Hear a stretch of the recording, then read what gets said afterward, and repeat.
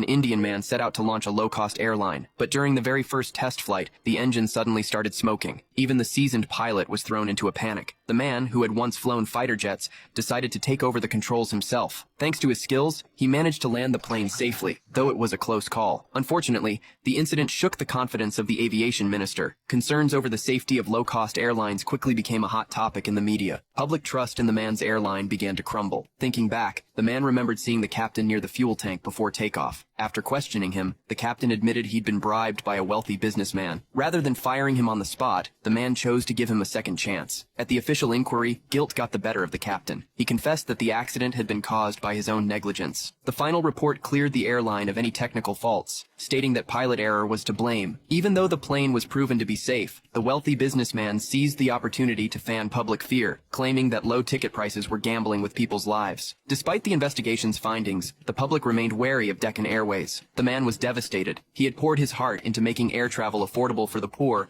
only to be crushed by the power of big money. Then, others started circling like vultures, offering to buy his airline for an outrageous 1.2 billion rupees. His partners were tempted. That much money could set them up for life. But the man, instead of giving up, found new strength in his dream. If others were so desperate to take it from him, maybe he was onto something after all. His doubts vanished. However, this decision angered his partners. If the venture failed, they'd be saddled with debt for the rest of their lives. The man made it clear. He hadn't started a low-cost airline to get rich. Determined to win back the people's trust, he went to a rural radio station and delivered a passionate speech. To prove the safety of his planes, he announced that he and his own family would be flying on the next flight. Determined to prevent any sabotage from the businessman, he stayed by the aircraft for 3 days and nights without sleeping. Even his former commanding officer showed up with his troops to help protect him in the plane. Finally, the big day arrived. But when he boarded the plane, he realized that aside from his family, not a single passenger had shown up. Crushed, he stepped off the aircraft. It felt like he had lost. No matter how hard he fought, Capital always found a way to shut him out. Just when he was about to give up, an airport worker came running over with shocking news.